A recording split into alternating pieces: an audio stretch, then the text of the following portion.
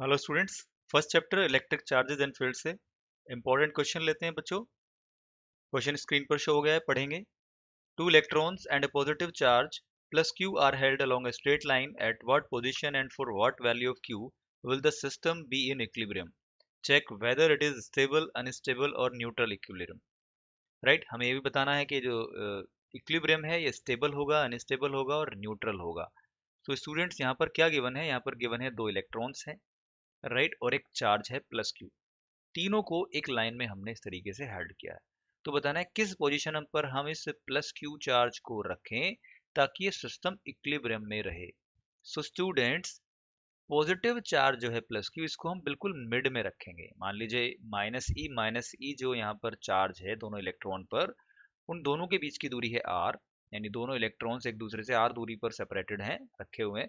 सो हमने plus q charge को just mid में रखा है ताकि ये जो दोनों इलेक्ट्रॉन्स हैं इस पर जो फोर्स लगाएं वो इक्वल लगाएं, अपोजिट डायरेक्शन में। यानी जो प्लस क्यू पर नेट फोर्स लग रहा है अपोजिट डायरेक्शन में, दोनों इलेक्ट्रॉन की वजह से वो दूसरे को कैंसिल कर दे और नेट फोर्स यहाँ पर जीरो आ जाए।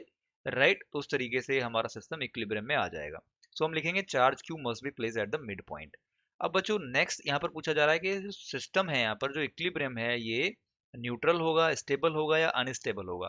सो स्टूडेंट्स, अगर मैं प्लस क्यू चार्ज को मिड पॉइंट पे रखकर हल्का सा लेफ्ट में अगर मैं इसको मूव कर दूं, हल्का सा मूव कर देता हूँ, तो अभी देखिए मैं इसको थोड़ा सा डिस्प्लेस किया है लेफ्ट में।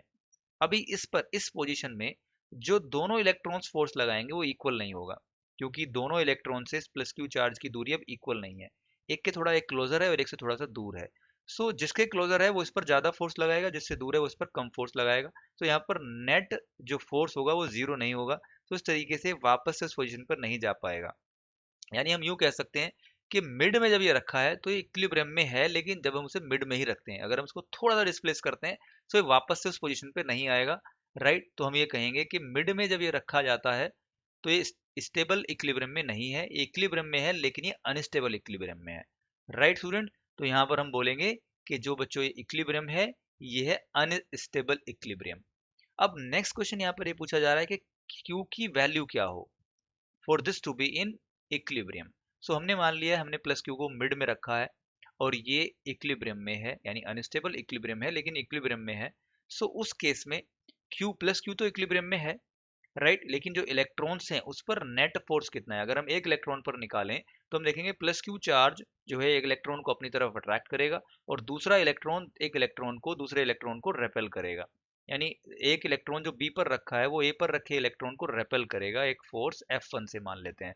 और ये प्लस क्यू चार्ज जो रखा है बच्चों ओ पॉइंट पर, ये एक इलेक्ट्रॉन को जो ए पर रखा है उसको अपनी तरफ अट्रैक्ट करेगा F2 फोर्स से। सो अगर ये इलेक्ट्रॉन जो ए पॉइंट पर रखा है अगर ये इक्विलिब्रियम में है, स्टेबल है मान लीजिए उसी पोजीशन पर, तो इसका मतलब ये दोनों फोर्सेस एक दूसरे को कैंसिल कर रहे हैं, दोनों फोर्सेस एक दूसरे को बैलेंस कर रहे हैं, दोनों इक्वल हैं।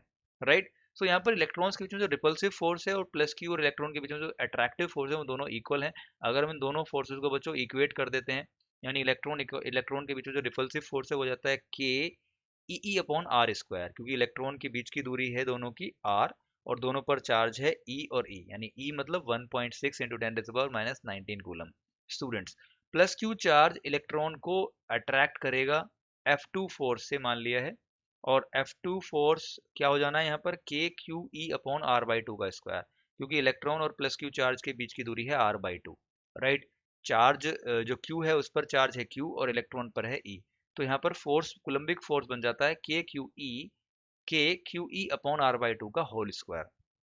स्टूडेंट्स, नेक्स्ट स्टेप में आप देखेंगे यहाँ पर आर बाई टू का होल स्क्वायर है तो यहाँ पर 4 हो जाएगा और ये ऊपर चला जाएगा तो हो जाएगा के 4 क्यू ई अपॉन आर स्क्वायर। के से बच्चों के कैंसिल हो जाएगा, ई से ई कैंसिल हो जाएगा, आर स्क्वायर से आर स्क्वायर कैंसिल हो जाएगा। सो यहाँ पर हमें मिलने वाला है e equals to 4 q. Right, और क्यू हो जाएगा स्टूडेंट्स ई बाई 4। सो उम्मीद है आपको बच्चों समझ में आया होगा कि कैसे हमने यहाँ पर चार्ज की वैल्यू निकाली कि चार्ज की वैल्यू क्या हो, यानी चार्ज की वैल्यू होगी ई बाई 4, यानी जो चार्ज है इलेक्ट्रॉन पर उसका 1/4 होगा क्यू। और अगर हम उसको मिड पे रख देते हैं तो यहाँ पर ये सिस्टम इक्विलिब्रियम में चला जाएगा, यानी इक्विलिब्रियम हो जाएगा यहाँ पर सेट। अब ये इक्विलिब्रियम कैसा है? अनस्टेबल है, क्योंकि अगर आप प्लस क्यू चार्ज को हल्का सा लेफ्ट या राइट में कर देते हैं सो ये मिड में वापस से नहीं आएगा, ये एक इलेक्ट्रॉन की तरफ अट्रैक्ट कर जाएगा क्योंकि दूसरा इलेक्ट्रॉन उस पर कम फोर्स लगाएगा। राइट, यानी ज़्यादा फोर्स वो इलेक्ट्रॉन लगाएगा जिसके क्लोजर हमने इसको रखा है। सो उम्मीद है बच्चों यहाँ से क्वेश्चन समझ में आया होगा। इक्विलिब्रियम कैसा है, अनस्टेबल है, क्यू की वैल्यू क्या है, E/4। और बच्चों हमने उसको इक्विलिब्रियम में लाने के लिए कहाँ पर रखा है, मिड में रखा है। ये तीन यहाँ पर पार्ट थे, तीनों बहुत अच्छे से हमने समझे। उम्मीद है क्वेश्चन आपको समझ में आया होगा बच्चों। मिलते हैं नेक्स्ट वीडियो में नेक्स्ट क्वेश्चन के साथ। Thanks for watching.